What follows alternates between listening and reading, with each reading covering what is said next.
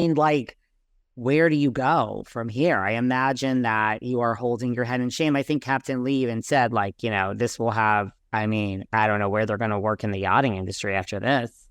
Yes, because it was also the debut of the Kate Captain Lee show last night.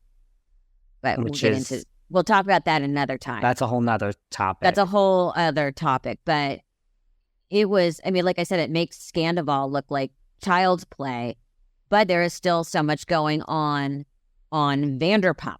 Now, this is one of your big shows, so tell me what the hell is going on. I mean, well, first of all, we are really well into the season here, and we don't have Raquel. I mean, when you and I first started doing these a few months ago, you said, she is the one that you really want to hear from the most. I mean, I really want to hear from her now.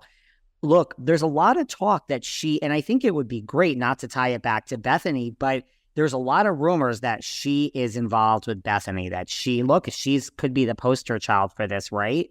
I mean, I think if Bethenny came out and said, let me actually reveal the names, number one, Nene Leakes, number two, Raquel Leviss, like, I think those are the two names that would lend a lot of credibility to what Bethenny is doing. Still not current stars on reality TV, but I think Nene carries a lot of weight, and so does Raquel. So I'm starting to think Raquel is heavily involved with Bethenny. That's just my prediction. But I don't think she could even come back at this point. I mean, we're really like 75% into filming. Like, the season's almost over. What is she could appear on the finale, sure. But other than that, everybody is filming with Tom Sandoval. I mean, we don't really know what's going on. Sheena's come out and said, nobody knows what's going on except those of us that are filming. Just wait before you send us any hate. But the cast is getting a lot of hate because Lala's hugging him and Sheena's standing next to him. And the fans feel like, wait, you took us to the edge of the earth. We hated this man.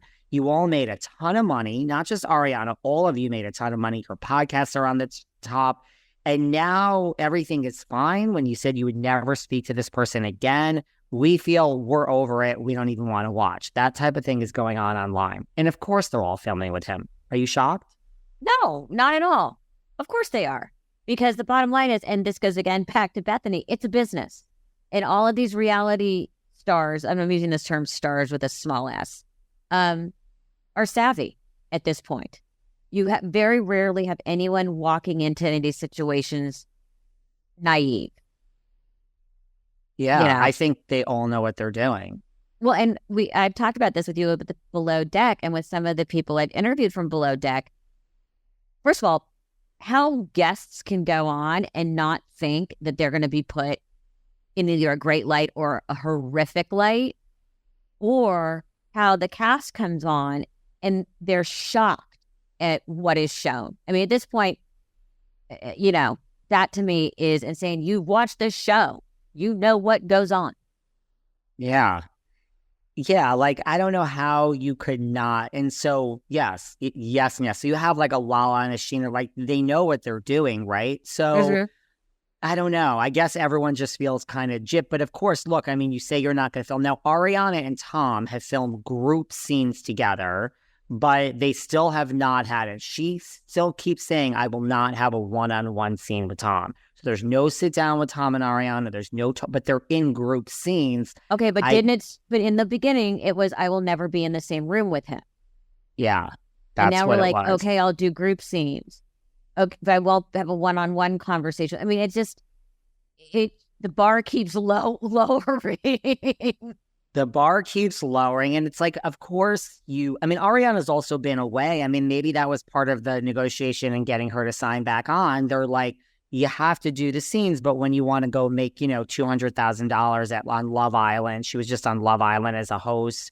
When you want to go do this, photo shoot or ad for whatever, Lay's potato chips, go and do it. But girl, when you're here, you're going to be in group scenes at the beach with Tom, and they're still not speaking. So how hard is that? But yes, the bar is lowering.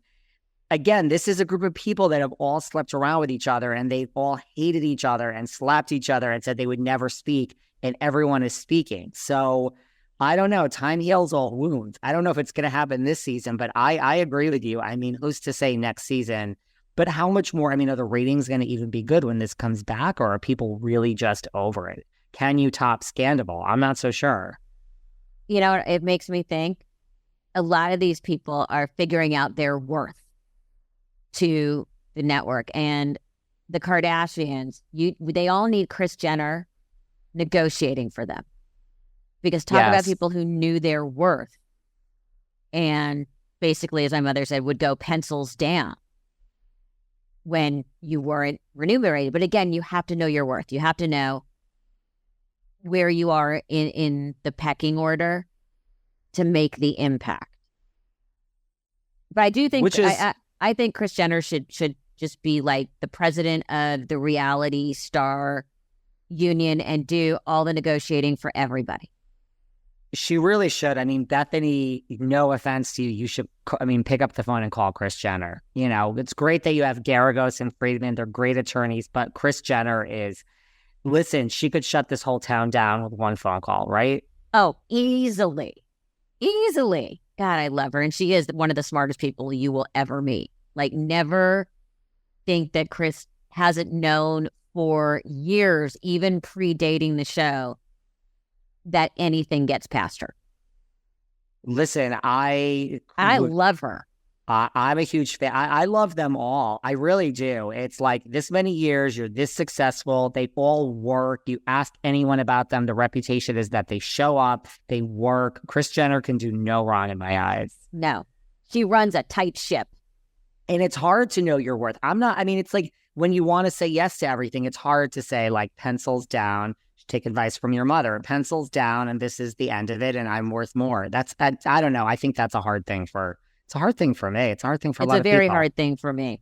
Very hard thing. Same. But moving on, since we know that we'll get to the part where we can solve everything wrong in reality and we should just be hired as endless consultants. But let's go to Kyle and Morgan Wade. So in the video for Morgan's song, they play lovers. And Mauricio commented on it, quote, when they kiss, so good.